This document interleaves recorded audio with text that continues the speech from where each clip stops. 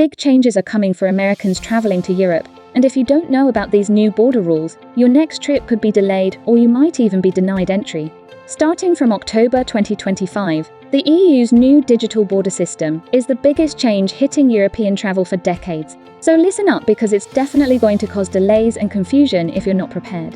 But by the end of this video, you'll know everything from who it affects, to how it works, and what you absolutely must know for hassle-free travel to Europe in 2025 and 2026. So let's start with exactly what's changing and who it's going to affect.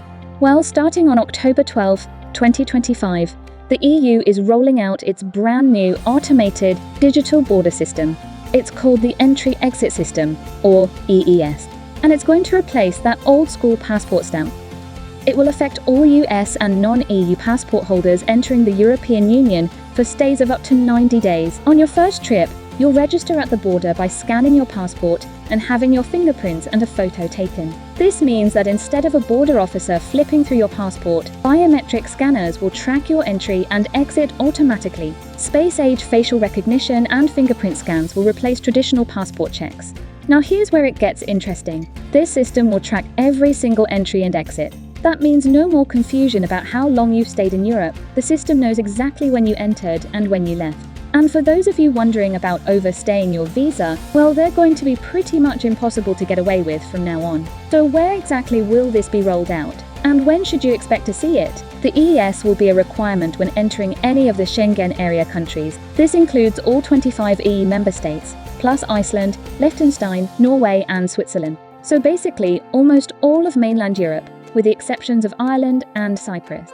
The new entry-exit system will start operations on the 12th of October 2025, and countries will introduce the system gradually over 6 months until it's in place at all ports, airports and border crossings by April 2026. This gradual implementation is meant to minimize disruption, especially at peak travel times. Most travelers will interact with the entry-exit system when they first arrive in the EU, but if you're traveling from the UK via the port of Dover, or the Eurotunnel or Eurostar, the registration will actually take place in the UK before you even leave. Now you're probably wondering, what will the process actually be like on your first visit, and what happens after that? For your first trip to a participating country after the new system goes live, you'll need to go through the full registration. Passport control officers will scan your fingerprints or take a photo of your face, and this information will be recorded in a digital file. The good news is, once you're registered, it's valid for a rolling 3-year period, or until your passport expires. On subsequent entries and exits, you'll just need to scan your passport and provide either your fingerprints or a photo at the border.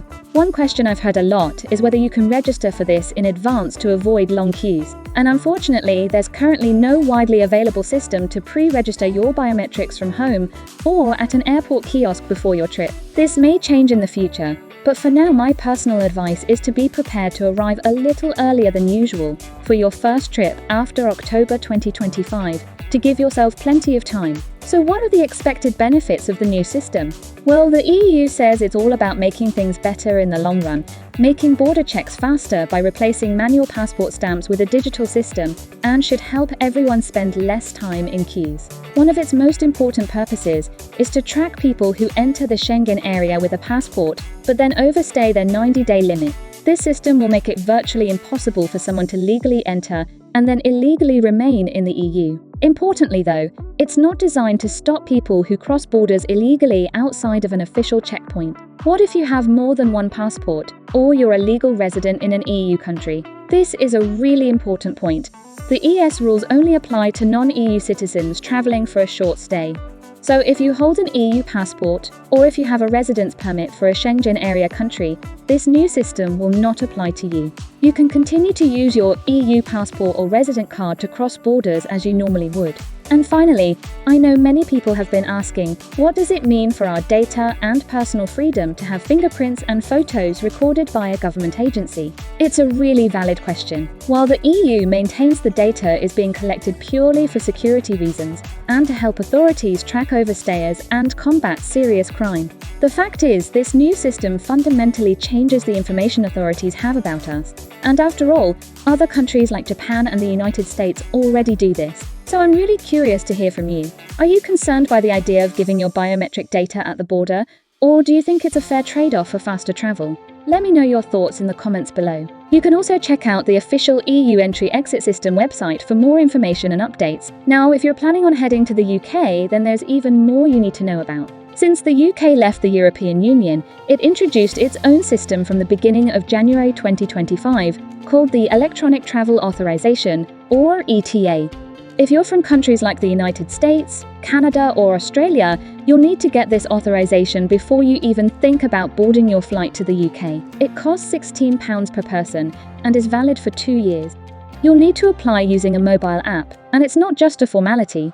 The UK government will be checking your background, and while they say most applications should be approved on the day you apply, some could take up to 3 business days. So you definitely don't want to leave this to the last minute.